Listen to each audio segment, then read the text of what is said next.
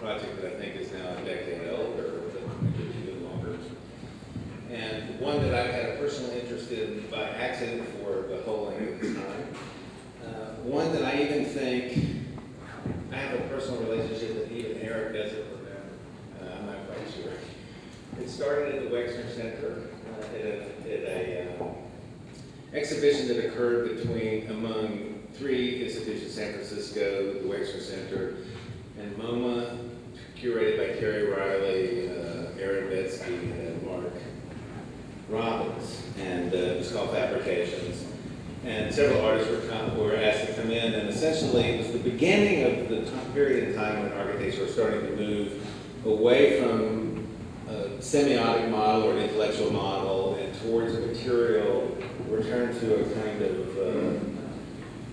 material impulse, of which the artists who were in the show had already built a strong history with, and Eric did it. And Eric was at the Wexner Center, and we'll discuss a little bit about the project a little bit more.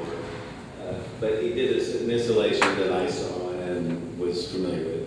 I then went to his office, I don't know, a couple of years ago, and I look at this project and I say, oh my God, it's the Wexner Center, you know? And so it was this downtown project, the La Cienega high-rise.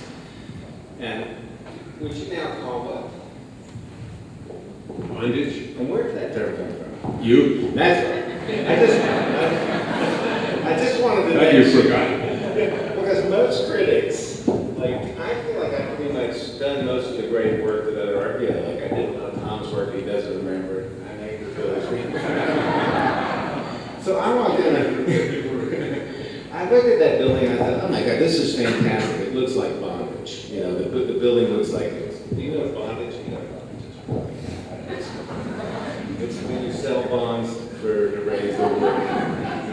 Then he did this project, and so the project has been in my life and his life for a long time. And I was actually shocked at this installation in a way because the trajectory of it seems.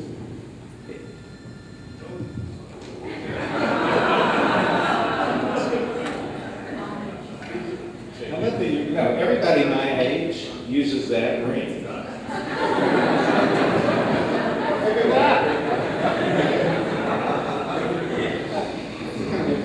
So, and there's a few issues I'd like to talk about the trajectory of those works. I'd also like to talk about the general problem of an architect working in a gallery. And what's the difference between that and an artist working in a gallery? What's the difference between a gallery?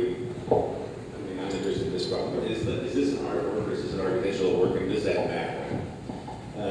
But I thought I would start off with the surprise I had about the piece. If you remember, if you've ever seen the first piece, it was in the middle of the Wexner Center, and Wexner Center is a kind of dematerialized set of signs and symbols that Peter Eisenman constructed to create a conceptual project. So basically, what I mean by dematerialized is it's drywall hanging columns that hang underneath the floor, it's grids that are painted white, and so there's a real effort to essentially isolate the sign from any material history or any material palpability or any phenomenology in history. It was about pure intellectual practices.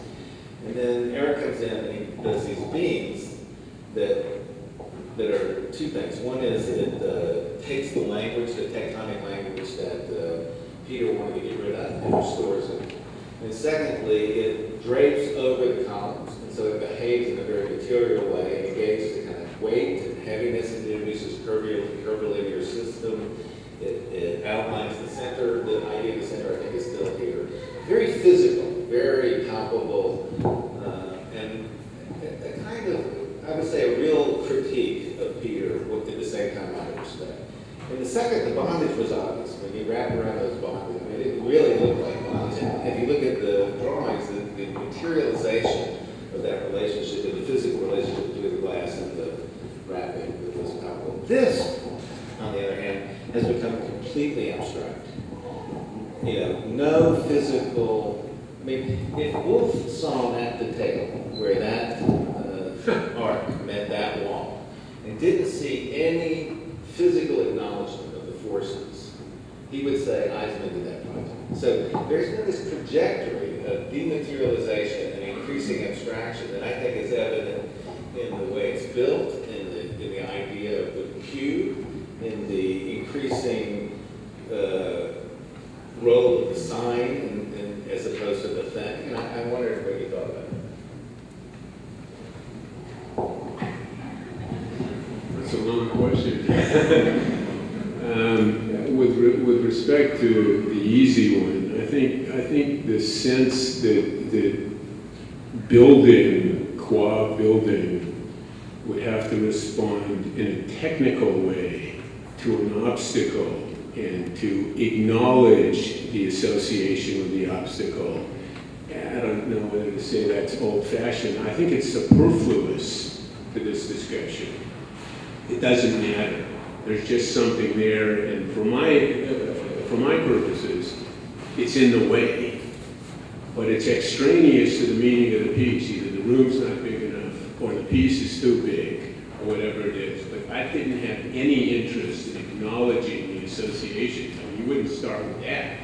You'd start with a hunk of concrete doing this on the roof and trying to associate. How the hell how did this thing get up in the air? That's concrete? No, up above. Oh, okay. Up above. I was just like, I'm going to move with that. There's a certain amount of trust. If you say the wrong thing, it comes in. There is an aspect of, it's not Kabbalah, but there is something that I think by intention is somewhat enigmatic.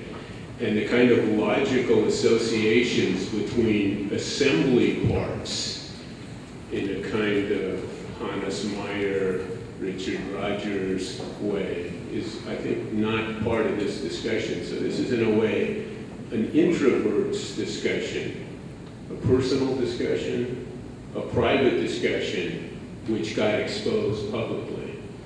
And I think some of the most interesting architecture around is actually that.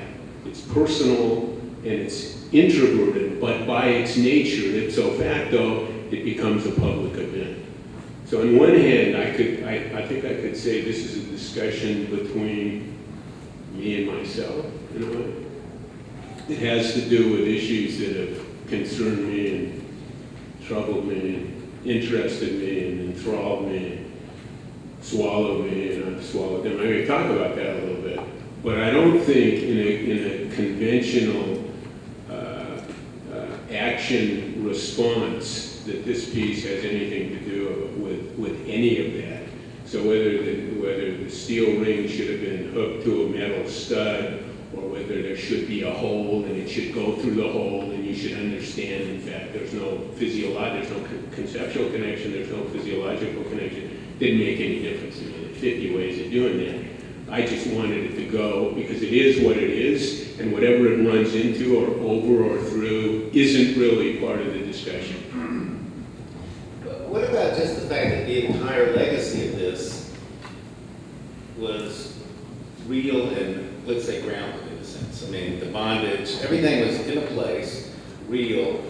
I don't mean just the physicality of it, the impulse of it, the presence of it, whereas this is so abstracted. Like as to be not here. You know what's interesting about that? The people have come up to me when we had the opening, and I don't know, maybe it was Florencia who came up to me and said, "Is it cardboard or is it wood?" You know, and to me it's aluminum, and it looks like aluminum, and it reads like aluminum, and there wasn't any disingenuous attempt to dematerialize it or to abstract it, so that it could be, what the right association would be. It's not Platonic in an ethereal sense. It's physical, and it has a weight, and it has a palpable presence, and it's made out of something. I don't know that there was any attempt in your sense of the discussion to deny what it was made out of, or to make what it was made out of extraneous. I think it is part of the discussion, although there was some of that discussion coming back to me, like, what's it made out of?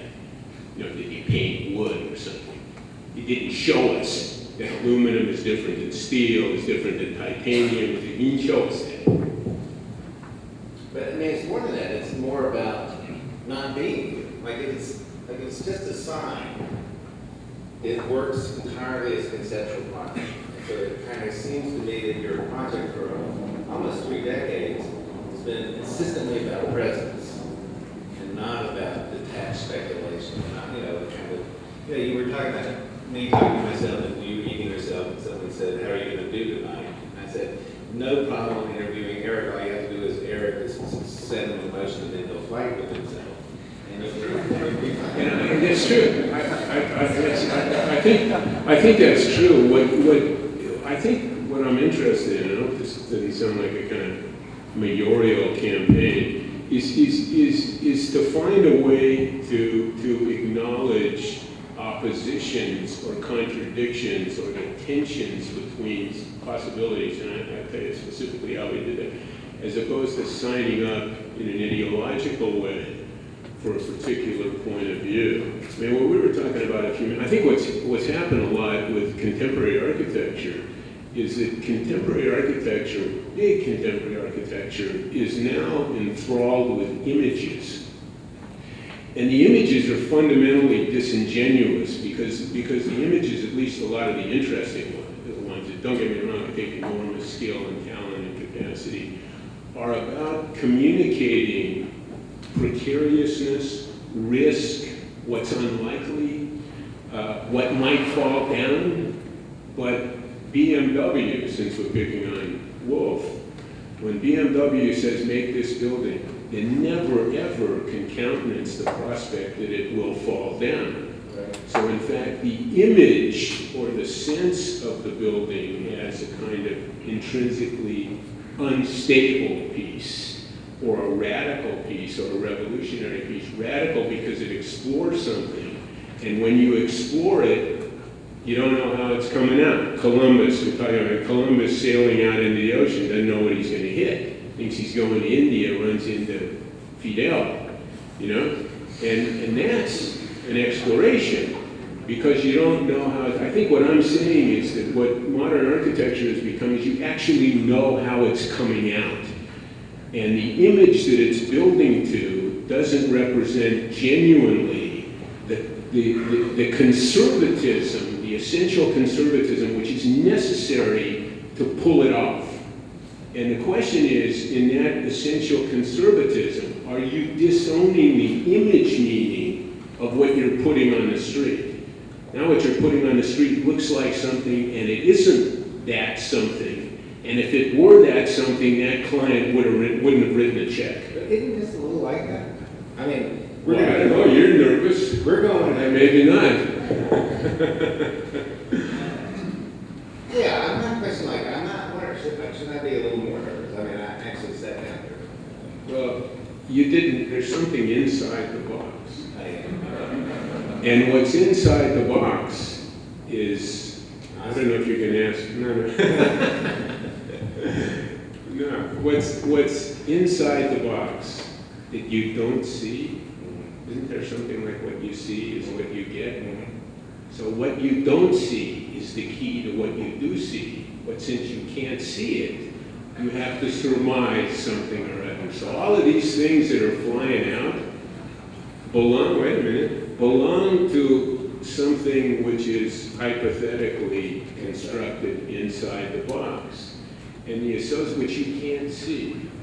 But what you can see are the associations in the surface, in an indented surface, in an extended surface, in projections which extend from what's inside to the surface and what's outside back to a different surface. Because there are a series of surfaces and there are a series of associations between what you can't see and the result that you get. So the meaning of this in a personal way, and how much of that kind of exegesis is legible. It matters to me. Aren't you glad? No. Yeah. Aren't you glad to hear that something inside is going on here? That there's a young puppy there being steward by all these things. But it's not.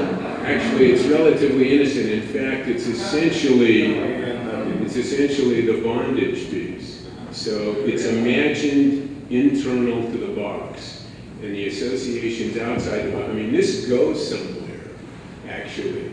it's not the box as an end, it's really the box as a screen. There's something like ethereal. I mean, if we were talking about screens, there are projections on a screen, and the middle zone or layer of the box is the screen, and the inside reads in a certain way on the screen, and the outside reads in a certain way on the screen. So the discourse is between something you don't see and have to imagine. I mean, we could have put all the drawings up here. That would have made it a very different. We didn't do that. I'm not just on the outside saying there's something inside.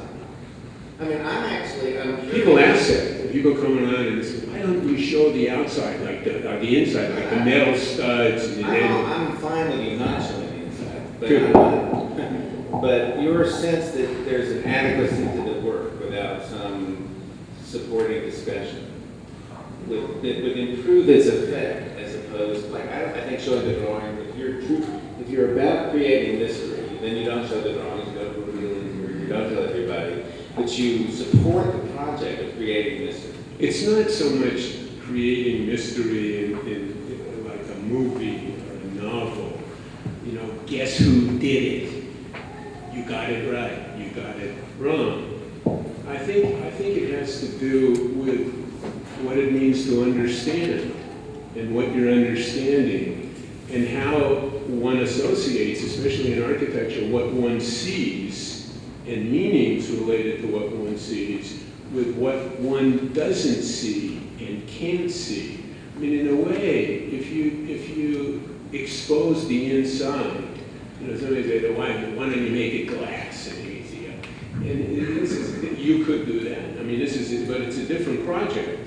And it has a different meaning. So I think what I'm looking for are associations between an internal conception and an external result, an understanding that the external result isn't all there is to it. And if you want to get it, you have to dig into what you can't see. The exegesis isn't strictly a function of what's in your face. It's not. Well, that helps me. I have to say, it helps me understand that I'm not sure it helps me get past the questions that the piece keeps asking me to ask. You know, questions about fabricate. Why the cube, for example? That seems particularly the cube. Why A cube? Why D cube? It seemed completely out of character for you in the sense of. That helps because at least your prognosis about my character left something out. Well,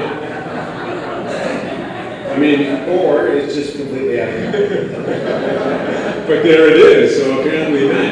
But I like the response because not just because in an adolescent way, see, you guessed wrong, I can actually do this, not only this, or something like that. But because I think that the meaning of a neutral plane, and even back to the grid discussion, and I'm not sure how really honest all these associations are, but let's say for the sake of argument, the building belongs to the frame, it's an orthogonal frame, the room belongs to an orthogonal frame. The Wexner argument originally belonged to, I start with Z grid, and what does that mean, notwithstanding I microwaved it or folded or bent it or whatever he did with it. So the associations of this discussion actually belong to those linguistics. And that's an association which is somewhere part of this discussion. And I think that to microwave the cube, to twist the cube, which would be difficult anyway because everybody twists everything, and what the twist meant 20 minutes ago, it seems to have lost that capacity to move somebody or to surprise somebody or to suggest it's really a substantive inquiry into something we don't know. So I think I tended to look at it as a kind of screen to the floor, screen to those guys, screen to those guys, screen to those guys, and that on that screen, ethereal screen, just pretend that the box isn't there. It's really not there.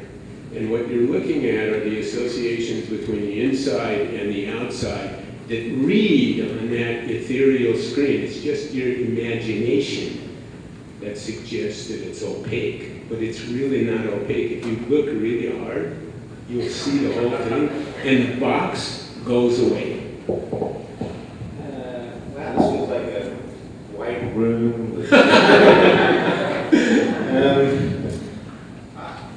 One of the ideas at the Wexford Center was that you were actually the Wexford Center didn't have a center. Maybe I'm wrong. And you put it in the middle in some sense to try to create a center, to give this center to the Wexford Center, and it didn't work. Let's say. Now, I'm not saying you didn't palpably activate a center in a certain way. You did a lot of other things that was really interesting, but that's, the abstraction and linearity of that didn't accommodate. Now, what's incredible about this piece, I think, is it genuinely palpably activates the center of this room as a piece of phenomenon. So, and the chairs, you forgot all the cheap junk. The chairs belong to this. Why do you call them cheap junk? Right? Did you look at them? Oh, I'm sorry. I thought you were. They're not the people. The cheap junk is up there. No, look at the chairs. No, but you're right in the sense that the location of this and the location of this implicates all of this. And in that sense, if you wanted to go back, whether we did a good job of making that argument in the website, I don't know. Maybe we didn't. Yeah, you did. I think. I'm the critic, and I'm telling you.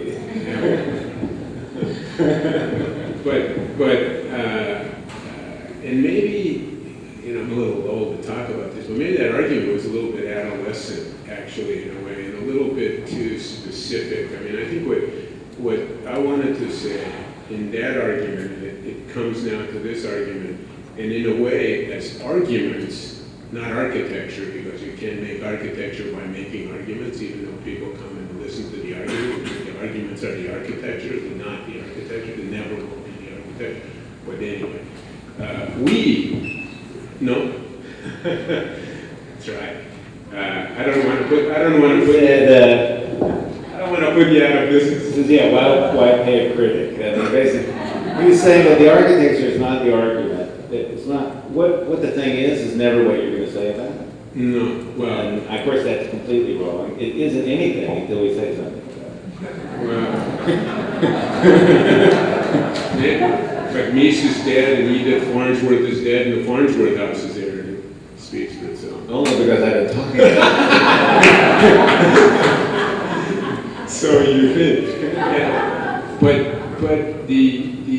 to go back to the Wexner, I think what we were trying to argue was that the Hippodamean linguistics, meaning the grid, that the grid is uber alles. There's no center to it. And it never, very abstractly, because the line can only wiggle or it can be straight. And everything that you do is somewhere between one of the two. And theoretically, what he did never implied a center. So this is a kind of conceptual nihilism in a way. So we said, okay, let's introduce a conceptual form language to the Wexner, which implies something else. It may not be so clear, and what it implies may never take place. In other words, no center to the prospect of a center, and the curve suggests some kind of focus. That's all. Whereas the grid has no focus, very abstractly. And so the somewhat facetious remarks about Hyde Park or the Hill of the Acropolis or something like that in the Wexner meant to say Eisenman nihilist and Eric agnostic, something different. Okay. And the possibility for infinite grids has to be contested by the possibility of a center. The center is gathering, and to some extent those bleachers were seats. And we're back to that discussion again here. Most of the time there's nobody here, nobody in the room, but nevertheless, the prospect that people could gather and that this would designate the presence of this would designate this and would imply this in a very particular way. Do you feel it's present? It's like, it's a simple question.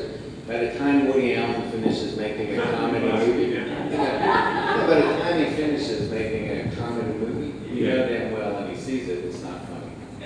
When he sees it. Yeah, when he sees it, like 25 years, 25 takes. Because I'm sitting under this thing. But everybody else, they see it, they think it's funny. Right. Or he hopes they do, and so that's okay. I'm sitting under it. It has actually a shocking palpability. I didn't expect it. It's kind of putting me off my game a little bit. So It's good for you. did I ask you the question about who wrote Bondage, for example? Who wrote it? Who came up with it? I can't remember. This is school with young students and parents or somebody doing it. No, but I mean, it actually is having an effect on me. I'm curious, does it have an effect on you? It's destabilizing you. Yeah, and you, yeah. Well, I'm always destabilized. I mean, because it destabilized me a little. Actually, I was worried. Everybody laughing at the truth of that. I mean, No. Actually, I'm not. They know. Why should I hide it? Because that gets me to a question I want to ask you about, like, the lifetime of something in a gallery is, the duration of it is part of its being, whether you know it or not. You know, It's coming down. It's coming down, there's something coming up. Part of the art world is, particularly in contemporary art, the temporariness of it and the temporal fragility of it became incorporated. Temporal fragility different than conceptual fragility. Yes, that's true. Very different. The latter is okay, the former is not interesting. So I'm curious, like, what do you think, how do you think architecture affects a life? And I'm not talking about comfortable architecture, building, when you're working in a conceptual, when you're exploring conceptual limits and possibilities in a field, you have to imagine how it might do something. And the duration of architecture is part of its differences than the duration of art, I would say. Are you okay with that? Yeah, I would insist on that. Okay, I think you would too. So how does that affect your thinking about But wait a minute. I mean, you left another question, which is, Moss, are you unstable as a consequence of this? Yeah. And Woody Allen did something, and by the time it was such a pain in the neck, and he looked at it 5 million times, and by the time he got done looking at it, he either didn't know what he did anymore or couldn't see it anymore, but whatever it was, it sure as hell wasn't funny. And then everybody looked at it and it was hilarious. Right. And the point is it for him or is it for them that are, and how is this related to that? Exactly. And I think it's for me. I mean, I think that's, and I think the trick, and I think this is a frank, and I said it at the beginning, this is a private discourse which became a public discussion because that seems to be what you sign on to when you make buildings. That doesn't mean the private side isn't the essential side. And then I think what you have to do is to aspire to making a connection with other people who might share a little bit some of the same interests, apprehensions, and so on. So that if I can deliver something in a genuine way, then my sense is it might be contagious. It might spread around the room. It's like you give a lecture, you talk to 700 people, maybe you're talking to 5 people. I don't know. But I think it's a discussion that somebody started. Remember that old, I think it was Gideon, that river, and you drop something in the river and then somebody picks it up and then drops it again, and like that. So you don't know to whom always you shared something with behind you. You don't know necessarily who you're extending your hand to in front of you, but you understand that association, forward and backward in time, is very much part of the discussion. And I think my aspiration would be to drop something in the river and somebody will pick it up. So I think what was done here has, in terms of force or in terms of what's unsettling, or in terms of what's in the box and the meaning of what's in the box and how all of that is understood and telegraphed and so on, would resonate with other people. And if the question is, what is it and why is it what it is and how did it get to be what it is, which is ultimately probably not resolvable in a kind of narrative sense. I know this does this, but it is resolvable in an experiential sense, which I think ultimately has a lot to do with what we do. So other people can associate with that. Yeah. Sit there. Here? Yeah. It's a square. I know. These people want to see your face. Oh. Are you sure? Yeah. Actually, I realize that this is deep, this is incredibly intense. You know, like to be face to face in the middle of the ring with Eric it's under. Turn that around. Okay. It comes down. All right. There's a movie, I know you don't remember movies. Okay. I'll tell the story. There's a movie called Red River. Does everybody know this river? I mean, this movie? It's a John Wayne movie. They're driving cattle across, for 6 months, they're outside driving cattle across the plains. They sleep by his side. He gets mad at his son, who's played by, who was it? Yeah, exactly. Thank God. I saw this movie. Do you know any Kurosawa? Hang on. So he gets into the bar, and he walks up to the bar, and the two of them have been sleeping out, two cowhands. And the guy, one says to the other, they look up at the roof and they say, man, when you've been sleeping out under the stars for that long, the roof really feels heavy. And they're bent over like this. And in the next scene, they're straight up, they're talking, but there's something in the scene that they say, boy, that's really weighing on me. You know, it's kind of like a sublimate the experience of the building. And all of a sudden, it's not the roof anymore, they just become it. And for me, it was always a model of the way architecture works best. Not when you stop, look at it, interpret it, even though that's a moment in it, but when it starts to inhabit your being, sublimate you, and then you don't even notice it, the next thing you know, you're acting out. You think that's true? It's sometimes true. I mean, I think that prospect, is enticing. And I think if you can find, it doesn't always happen everywhere in every project.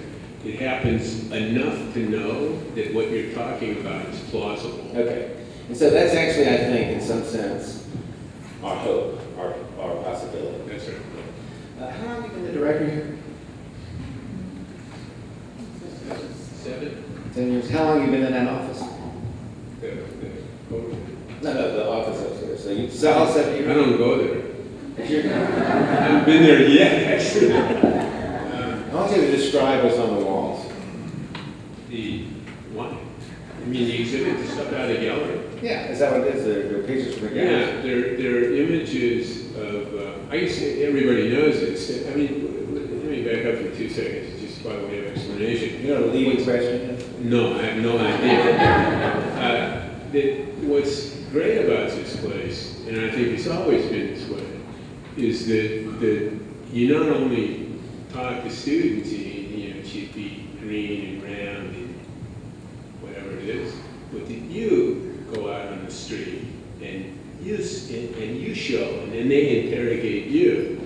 And I think the presence of this wasn't so much I have to do one, it's I have to do one as a consequence of the fact that the images on the wall that you're talking about, which belong to gallery exhibits, always are accompanied in the last few years by discussions.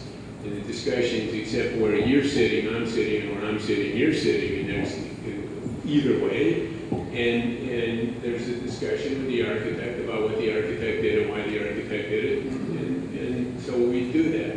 So what I think is wonderful and unique about this place is you gotta do it yourself. Okay, well, go back to my question. There's some images in the library of the exhibitions. Yeah. There's some images outside of your office. Right. And there's some images in your office. What are the ones in your office? I mean, which? I mean, why are the ones in there? Do you remember what they are? Yeah, I do. Some, not all. Which one do you remember? Al's in there. Who? You have so many pals. I have one pal. So Peter Eisenman's in there. Eisenman is in there, Hang on. Hernan is in there, Zago is in there. Okay, so Yeah. Zaga is a nice group. They're all my pals. Yeah, I know. They would. I'm not sure they know. Now, describe the Eisenman project. Didn't work quite, actually. Box in the Cube. room, volume in the room, Uh-huh. with surfaces that address essentially no one, you know, or exacerbated the problems of moving so that you actually, what there was to see couldn't be seen. In a way, this is of some interest to me. So if you look at the image, you can't tell anything from the image, it's a terrible photograph. But it wasn't so much what it was or the meaning of the models on the four surfaces, but the way it was arranged in the space, which made it what it was. Look at this, but you can't see it. Please understand this, but it's not accessible. So It has a. yeah. It Don't does. you think that that there's a kind of internalization of that overall? You've been working on this problem for 20 years, starting with Peter. And your own architectural project, in some sense, has been contesting certain aspects of his work and accepting other aspects of his work. And you walk in this office, I thought, when I saw this, I thought, God, that's just like Peter's thing. And I said, show it to me, Hernan. And we were looking around for it. And I walk in, there he is in your office, and you're sitting there staring at it. I thought, oh, God, that is so great that it's unconscious. Yeah, well, if it's unconscious, then I can't account for it. But I get it. Well, As the analyst. That's right. That's next week. Yeah, next week. So I'm going to ask some other people some questions, okay? Peter, I want to ask you a particular question, okay? You've been running a gallery for a long time, and you show art shows and you show artist shows, and you have a clear distinction between what they should be. When we were working on Wolf's show, you said sometimes the architects try to become artists. I think you might, and I'm curious about your thoughts about that and how that bears on this discussion. Do you mind my asking that? I think it's still a question. It's a question. Yeah. It interests me because it's rather difficult to give an answer, but what I understand is that all architects who are moving like far away from the mainstream, I don't know, they have a certain relation, or to try to invent a certain relation to art, which is, I think it's totally okay. But sometimes you lose the identity or the idea of the architecture if it becomes a speculation. And I think this is always going back and forward. I think every architect is interesting to go beyond the architecture and becomes or is able to find his own relation to the art, whatever that means. But on the other hand, I would say that like this exhibition is shown here of this competition in Vienna, then this was what we were talking about. It's an exhibition of idle images. No? You have a competition of images. How you have a better understanding because you always say you explain there is something in the box. So when you see all these images, so you don't figure more out as the image, and then you could have, of course, you can say the image is transporting several visions, several perspectives, which I agree, but sometimes it becomes a surface, and then it becomes the attitude, a little bit the attitude to jumping into art. But art is, of course, something completely different. I think art is so contrary from architecture that sometimes, I mean, this is my personal view. Sometimes an architect can reach art, and I think this is a great moment. But I don't think that an architect is an artist. And but this was not what I understood you were speaking about here. And what, like Eric and this project, Eric is of course, he's always on the borderline. No, he's so much on the borderline that you never know on which side he falls. No, so I think this is it's an important exercise. No? The reason I asked is I didn't know. I pride myself as someone who gets work fairly quickly. You know, and I came in, I formulated some opinions about it, and then Eric threw me off when he said, you know, you're not thinking about what's inside of it. That kind of threw me off, and I thought, wow, why didn't I think about what was inside of it? Because of all of the excavation on the surfaces.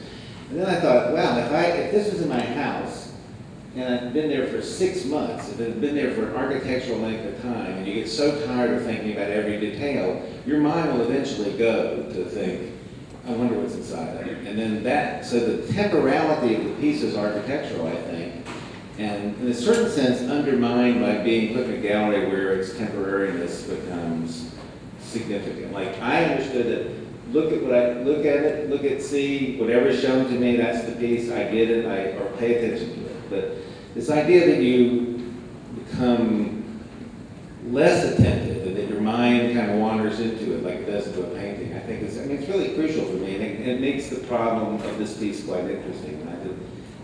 That sense that you might have to think into it might be something that architecture, generally in art, you never think to what you're not seeing. Sorry, go ahead. No, I just think it's all about the context, no?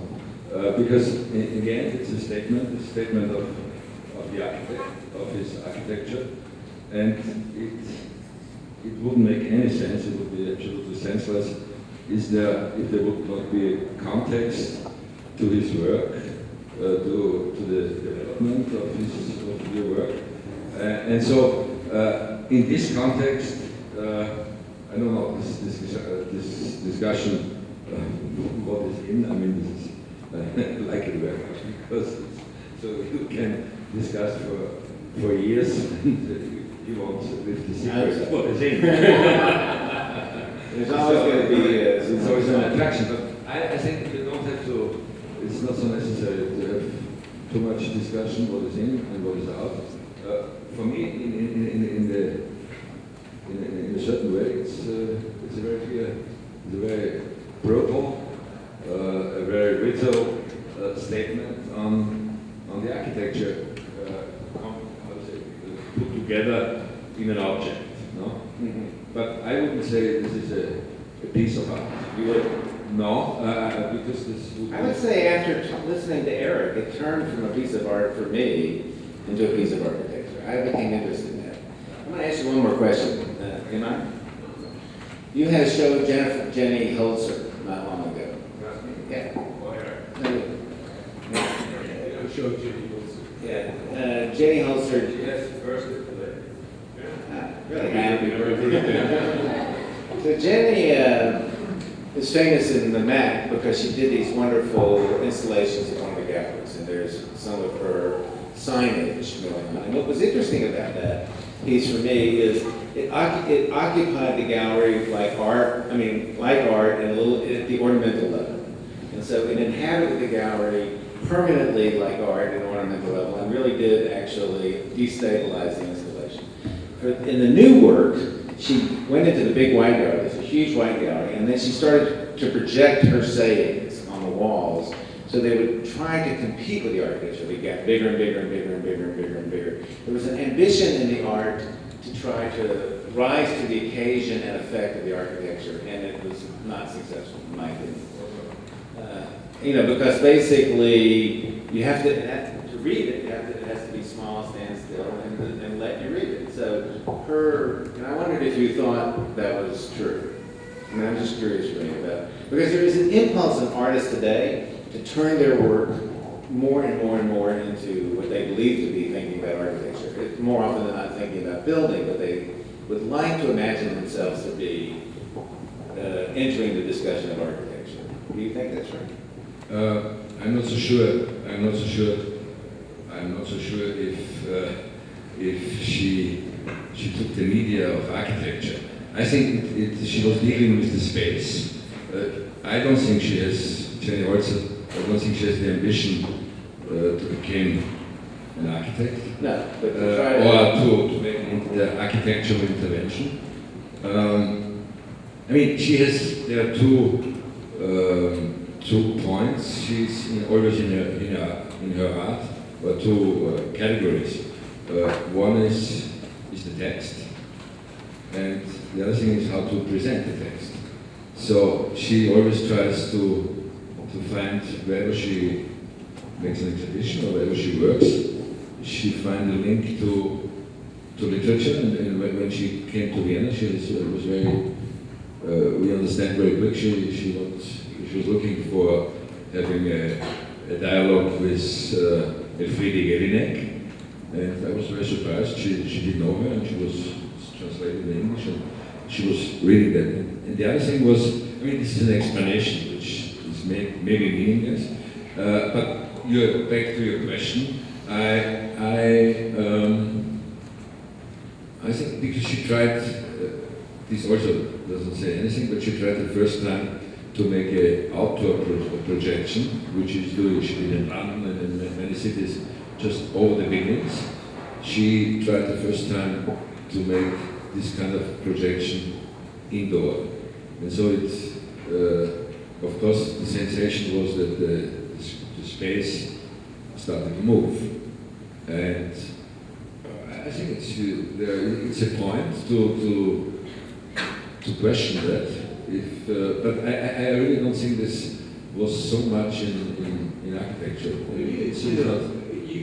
I think the discussion is a little bit arcane, and I'm actually surprised. It's a territorial discussion. Yeah. So maybe the interesting point follows. I think for Jenny Holzer, the question is, what'd she do? She ran those, for instance, I remember the type on the big girders in Mises building in Berlin. Yeah, you saw that? And it was very peculiar, actually, because it tended to and it went around, and the implication was it went around and around, it tended to dematerialize what was, for the architect, a pretty essential point, back to something sticking in the wall. How do we know it's a wall, and it's all of that stuff. I think really the question is, if you kick it, and you move it, and you change it, then you have to talk about what happened to the meaning. And we're talking about meanings, we're not talking about territory. And it's sort of, it's like I told you a lot of time, I send out one of my dad's books to somebody to publish and say, is it religion? Is it poetry? We don't know what category it's in, we don't know how to publish this thing. And I think the discussion we're having has to do with the substance of the piece, notwithstanding the fact that it has a temporality you pointed out, and we could talk about that. But who belongs to? Who can say, I'm an artist? And who can say, I'm an architect? And whether that discourse is well, for me, I think that I'm personally invested in the importance of the difference. Yeah. So, can you hand I don't know if I'm late. Yeah, if I'm late. Does everybody know Michael won the AIA Gold Medal?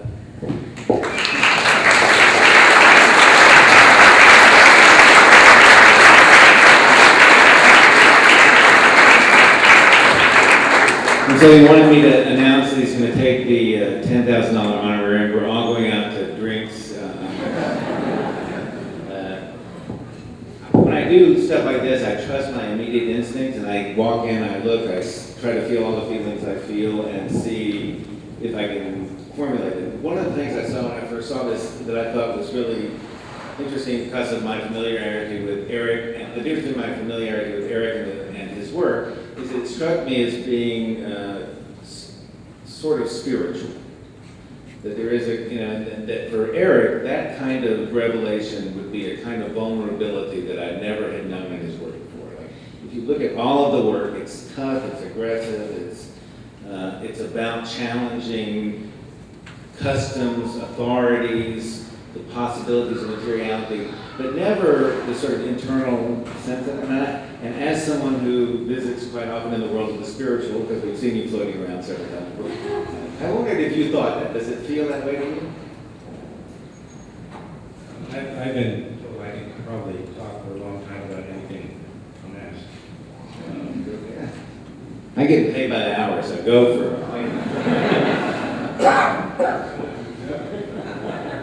Eric, I was listening to Eric speak about it's this and it's that and all the ways he does that. I can think about it in a very direct way, so I stay totally in my mind.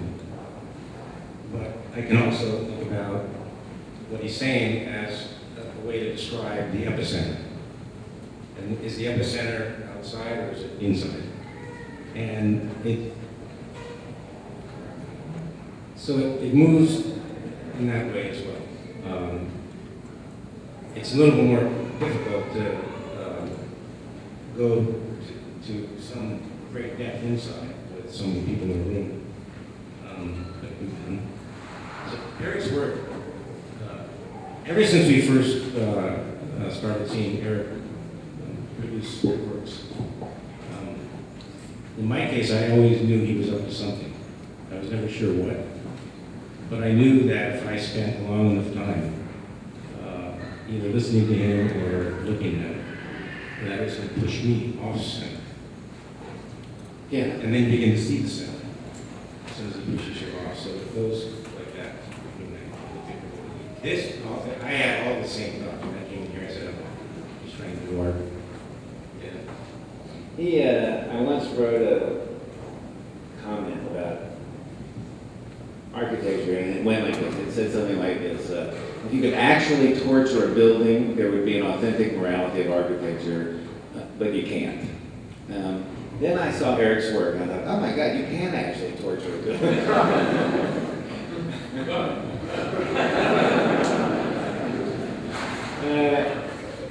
For me, I don't know, maybe it's just my childhood.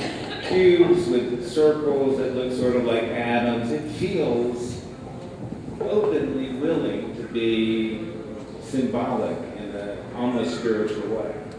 Is that all? No. You mean the torture or the spiritual? The torture you got down I there. mean, you say the torture is on the way to the spiritual. Yeah, I'm curious about that. I mean, in a philosophical sense, that might be true. I mean, it's different to yak about it than to try to make it substantive and to make it tangible by putting it into the language which is not the language you use to describe it. I mean, if the experience of the piece delivers some of those uncertainties, I don't know about the Torquemada quotient, I just don't know. I think they're, as I described this, and maybe in a way this is the most literal example, paradoxically the most abstract example of a tension between possibilities and trying to understand what you see relative to what you can never see. And that could be somebody's definition of Siddhartha Gautama with his hand on the ground. That's possible. I like that. I mean, if that's so, then we got it right. Hey, if you wanted to make comments, I know you do, but I'm not going to say you. You're sitting here quiet. Hold on, just to get back at you a little bit. Peter, I know that. I didn't really understand the piece until you talked about it there. What strikes me is that it's not didactic.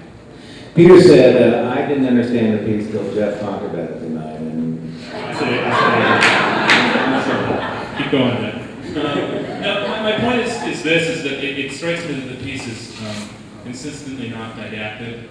And if I think about the history of architecture as installation in the venue of the gallery, recently it's tended to be about a kind of demonstration of performance, so whether it's structure or its effect.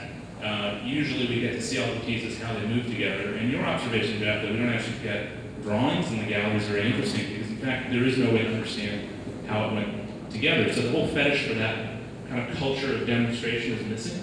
And in that sense I find it like strikingly not didactic, which is puzzling to me because most of your work is here. You always talk about your work in terms of how the pieces go together. This goes to that, goes to this, touches Yeah, that. but this is a peculiar definition. I don't want to try to defend it. I'm interested in your opinion sometimes. Yeah. Okay. But What about you? That's a scary way for him to begin. I really want to hear what's coming.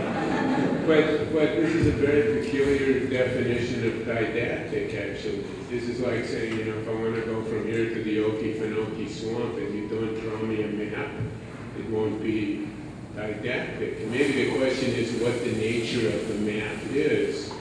If you show the drawings in a very specific way, if you show the drawings that we used to build the building, you'll see quite literally what we had to do.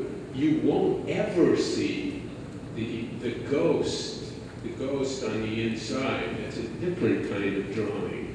You know what I mean? In other words, they're a set of drawings, what they used to call shop drawings, that were made that illustrate the steps. There are another set of drawings which are actually colored drawings that show the association between what's inside, but you have to imagine it. So this is the essence of didactic, actually. It's just not so preachy, and it doesn't need a table of contents and a roadmap. You have to work on it a little bit. And Kipnis said, and I think he's right, he didn't work on it very hard. You know, there's a very famous Spanish philosopher called, who you read regularly, whose name is Ortega y Gasset, and he said, he was going around saying, tell me to what you pay attention, and I'll tell you who you are. So that means there's a lot of room in the discussion to interrogate what you want to interrogate. I think, we can debate it, I think the didactic side is present in the conception, but maybe you have to work on it a little bit. And if you work on it, maybe you discover it. And I think this is really, you have to find it on your own in a way. It's there, but you have to find it on your own, as opposed to somebody telling you, look at this drawing, and you go here, and you go here, and you go here, and you go here. Got it? Everybody got it? And this is what we don't want. We're actually interested in a differentiation of experience and understanding. It's personal. Life is personal. And so the exchange with the object is private. I mean, there are lots of privates, but we're all private. And this is maybe takes us into a slightly different discussion. So didactic is between you and the world you experience. So go figure it out. Thom.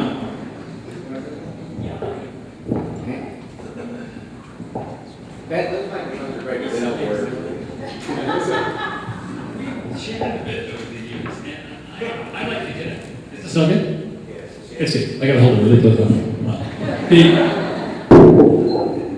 I'd like to go back, because you kind of dropped it. You discussed the nature of an exhibit and the nature of an architect, and then connected with Peter.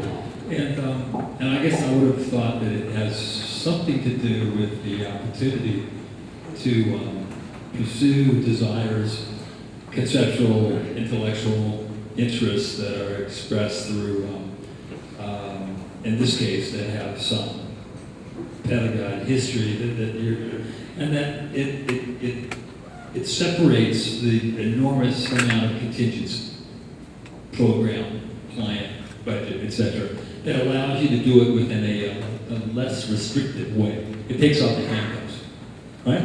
And that's one. And then it's a question mark. It's like the notion of that it represents maybe a desire, an indication of some conceptual shift, maybe even of what's taking place. That'll be the next stop. And I don't have a different opinion than Peter on art and architecture. And I think creativity in general, and I would find it very difficult to separate artistic activity, let's say creative thought, whether you're a biologist, an ecologist, an architect, or whatever you want to call it, it's meaningless to say. I think the relationship is in fact the interesting part of this today, and not in the designations, and those are long gone. And it connects to the first notion of the exhibit. But then what I'm interested in specifically, as I look at the piece, it seems as though handles, and the screws, which you are very conscious of, they're exposed, and you understand it's fastened to something, meaning that the surface has a thinness, it's a surface, and it's expressed as a surface.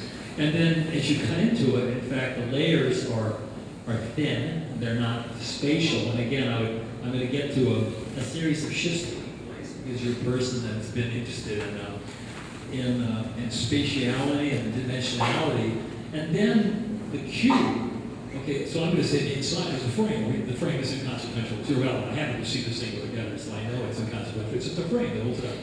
And it's already, could be, I would say, even explicit that that's taking place based on the very didactic, the very communication of its assembly. And again, you're a person that's spent a huge amount of time on assembly. Okay, now added to that, and I think would be and I'm kind of asking, or if this is some sort of representative of some sort of shift that's been applied by the cube and the platonicness of the cube, of the centering device, and now I'm going, this is interesting. Because I would have said your whole strategy is about dispersal versus centering, and that's a 20th century kind of long conversation that starts with classicism or something, and you're part of that conversation. Radical dispersal, which attacks hierarchy and blah, blah, blah, right? And then with that, the singular device has been transformation and deformation, having to do with putting in place a controversy or a contested series of elements of which you literally talk about as non sequiturs. Because as I introduced you a while ago and was just reading your stuff, I can add up the word non sequitur. And if I just repeated certain words and said these are words he uses more than other words, the non sequitur came up repeatedly. And I go, of course it does, because you look at your word and there's a series of contested pieces that are interacting.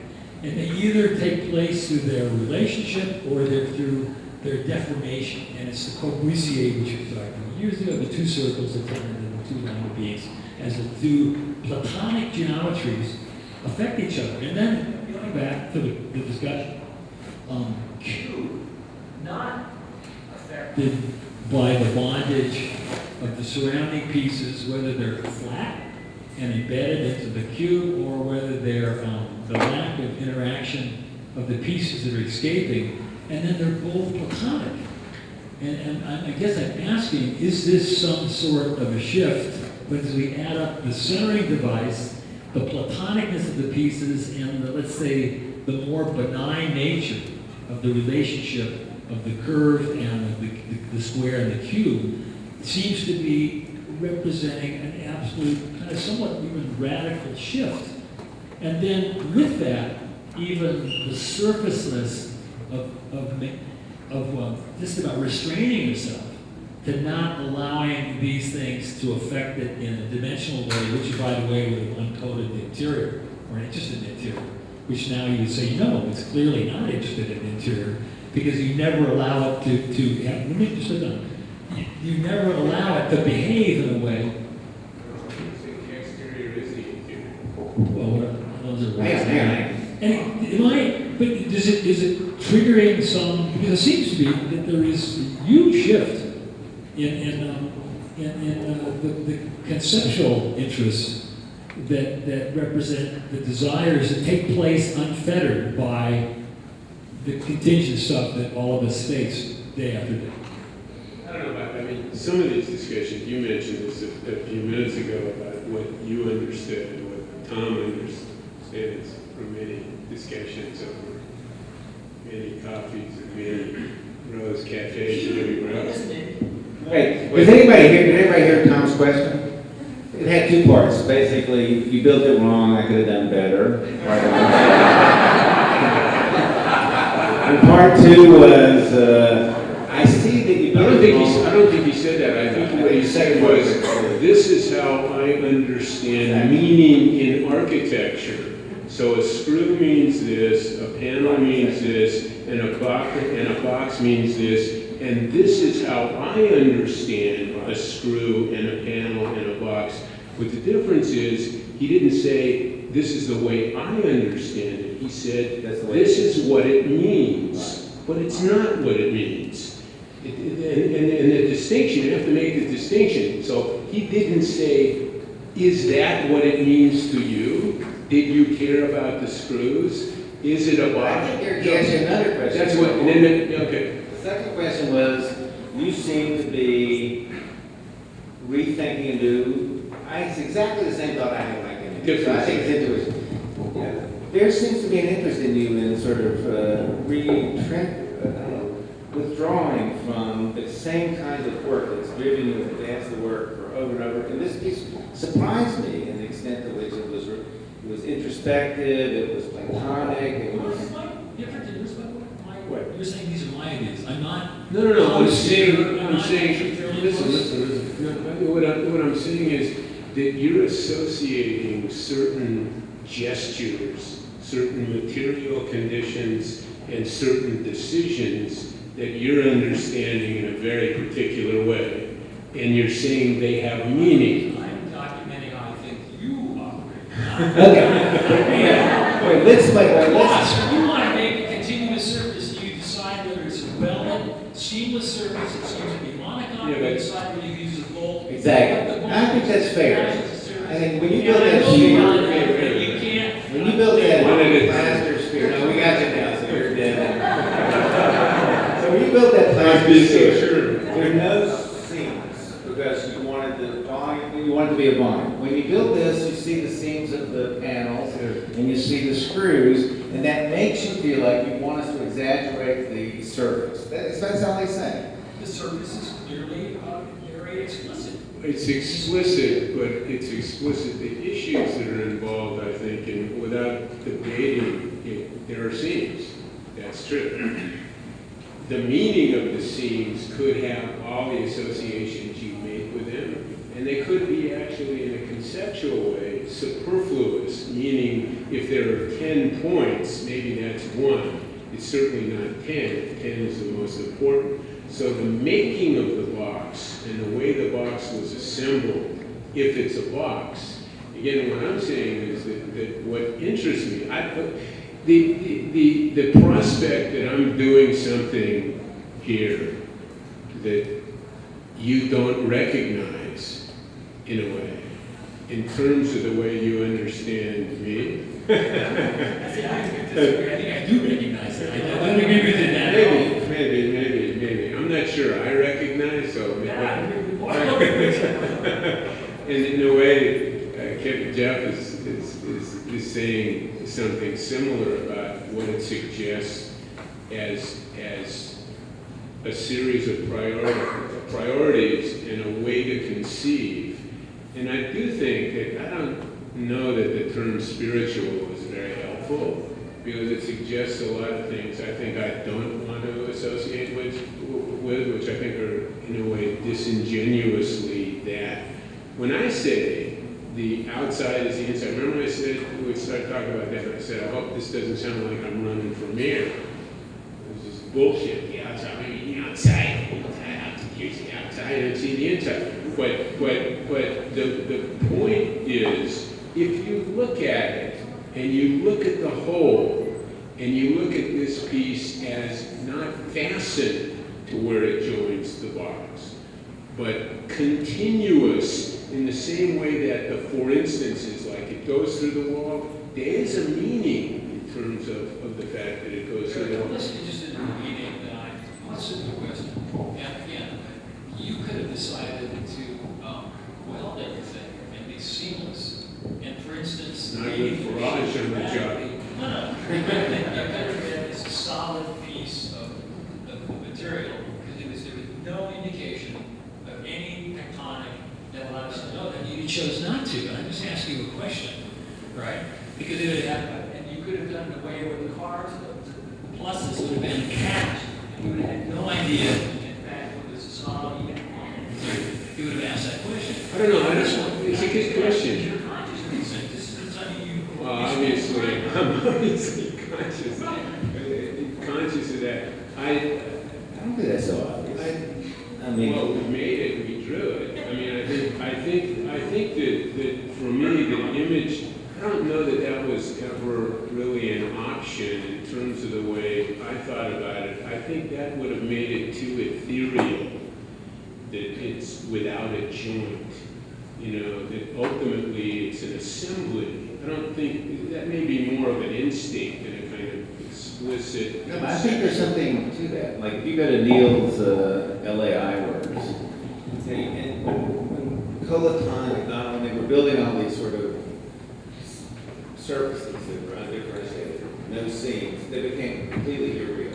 They became stage sets, and no one believed them as having any kind of term purpose. But you go to the LAI works, you see these seams, but the seams have nothing to do with the construction. But it gives a kind of reality to the interiority of it. I mean, so I'm not. That's not what The material. Okay, I'll take that answer. Okay, I've got everybody that pays tuition, raise their hand. That pays tuition, raise their hand. Thank you very much. Let's thank you. Let me take a moment to thank you. All those that raise their hand, everybody that raises their hand that wants to ask a question because for pay. Whether they come or not, it's delightful. Do any of you have questions? You're entitled to ask a question because I'm going to wrap it up in a second. Nope, there you go. You don't pay tuition. I know you. Sit back down. You don't pay tuition. Now go ahead. You have a question? What is it? I was looking at this piece and it reminded me of a classical piece instead of a contemporary piece. I'm wondering where you might say the fuzz in between classicism and romanticism. Okay. I see more classicism than romanticism. And I think in your articulation, writing about the piece, it seemed more creative than the piece itself. Okay, let me teach you something, okay? I'm going to teach you. If you want to make a statement that you've been asked to make, I'm not criticizing, but here's something I learned. If you want to make a statement, but you have the position of asking a question, you make your statement and then you say, aren't I right? Aren't I right? Don't you agree? All right, let me say a couple things. I've been to this gallery a lot of times. I've seen some amazing installations here. Hernan's collaboration with Greg Lynn, where Greg did The Predator, and then he put little flowers in it. That was really fantastic. Greg, me, lots of fantastic people. Andrew's installation at Great Wood. I mean, incredible people have done incredible gallery work here, and it's always enjoyed to come here. All of those people have felt the responsibility to inflect the space, not to put something in the space. And so I think it's a fairly radical idea to do a project like this in the space. But one thing I want to add to that is that there's one thing a director of a school should never do in the school is go public. They're the director. Everyone assumes they're the smartest. Everyone assumes they're the best. So they don't make themselves vulnerable by putting something out there that the students can discuss, that the colleagues can discuss. You just do not do that. It's one of You're a those. psychiatrist, don't you just say that? I've known a lot of directors. I think you got it backwards, actually. This is explicitly what the director has to do. I know, the courage to do that, and the courage to do that in such a way as to essentially not only fight the grain of the position, but fight the grain of the tradition of the way this gallery works. It's something really incredible, and I want to thank you for it. That was really fantastic. So, thank you. My pleasure.